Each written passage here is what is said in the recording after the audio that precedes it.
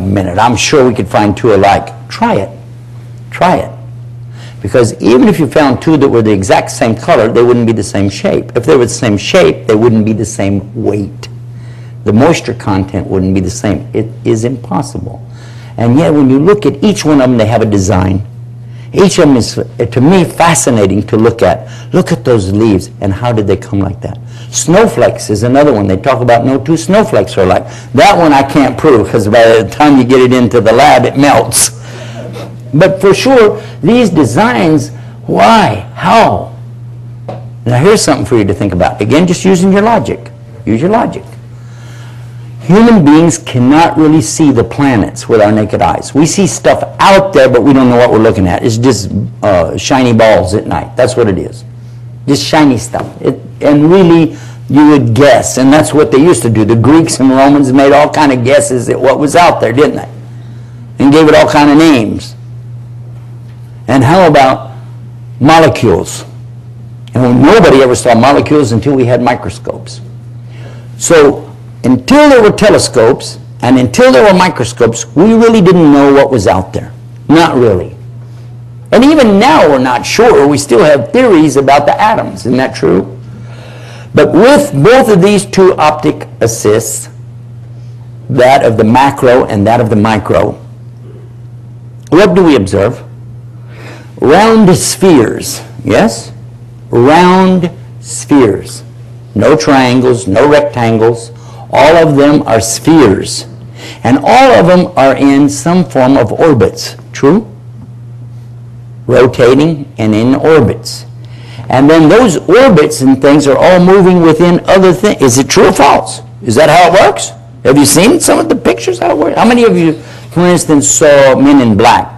Anybody see Men in Black? Remember how it ended? When it did that shot where it comes up off the earth and then you can see the galaxy, the solar system, you see the Milky Way and all of this, and then suddenly all of it was really in a sphere and it was some big thing playing marbles. Remember that? You didn't see it? Yeah. How come they never did Women in Black? They should have Women in Black. For the Muslim sisters with the...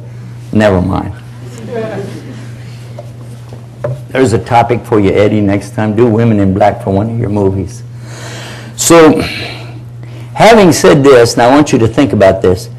How could it be 1,400 years ago, a man living in the desert who couldn't read, couldn't write, would come up with a very beautiful piece of, not poetry, something far beyond poetry, a recitation that clearly states about these orbs swimming, turning, even the earth, and it uses the word in Arabic, kawa. Kawa is the winding, like when a man puts a turban on his head, this is kawa, doing this. How? How would anybody know? And it mentioning about the sun in an orbit. Now that's not something that we knew until the last century. The sun also is in an orbit. How? How?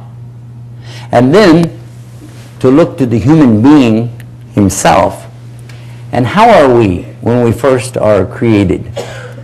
Inside of the mother, what takes place first? And some of you, maybe you've seen some of the examples, some of the pictures under the microscopes when they show what happens at the point of conception when the egg is fertilized. When the sperm catches that little egg and it is fertilized, and you can only see that under a microscope, what happens? It attaches itself to the wall of the lining of the uterus, the womb, and then when it does that, it forms a clot of blood.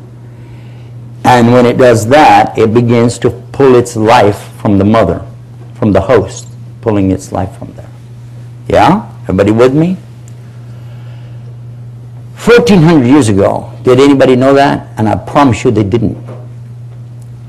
In the European circles of knowledge, they thought, even as recent as a few hundred years ago, that a human being had the full shape of a human being inside of the mother, only it was just a little small guy, little tiny guy, and he just got bigger, bigger, bigger, bigger, bigger, bigger. That's what they thought.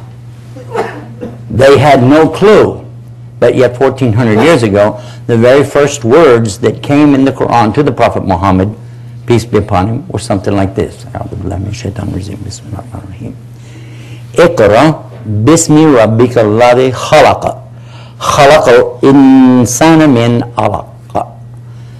Recite in the name of your Lord who created human beings from an alaq. I left it in Arabic.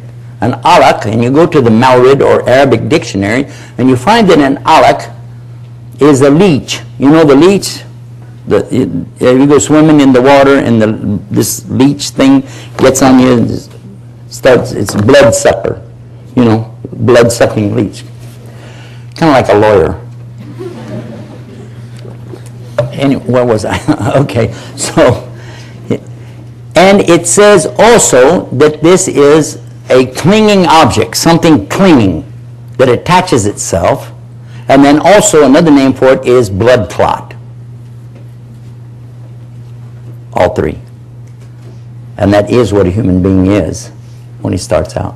And he doesn't start out as a human being in shape. He starts out as this little, looks like a chewed lump.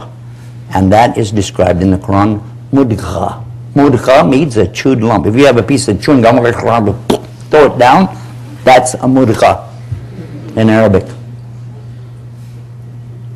The words that are used in the Quran to describe the beginning of a human being in the fetus inside of the mother are exactly describing things that can only be seen under the microscopes. And so much so that some of the embryologists today who have learned this have opted to use these words rather than make up new words. They said, you already got words for it, let's use that. The proof for this, I want you to see the videos. I don't want you to take my word for it. I've already told you about my credibility. I'm from Texas, and you know what that means. So go ahead and check it out for yourself. Go to the website, scienceislam.com, and look for the videos on there and watch 9 different scientists of different disciplines, embryology being one of those, and see what they said. They never had any idea about this until they learned what the Quran is actually teaching and saying 1400 years ago, and every one of them is amazed, and every one of them is saying the same thing. This cannot be from a human being. It cannot be from that time. It's not possible.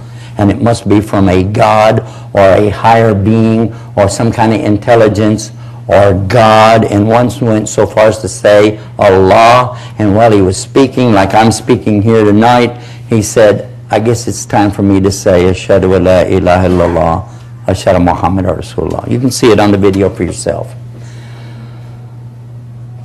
The good news is that once you realize there is a God, there is a hereafter, there is some purpose for your life, you don't have to throw your life away just because you're having bad times.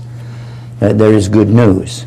Before we talk about salvation on the Day of Judgment, I want everybody to realize that there's a reason for us to keep going here. Because if you kill yourself, you have no hope at all on the Day of Judgment. The atheist, according to his own belief, doesn't have any hope for anything. Nor does the Christian, the Jew, or the Muslim. And so when I address, especially the youth, I want you to be sure to tell others the same thing. This is a very critical thing. We have too many people committing suicide today.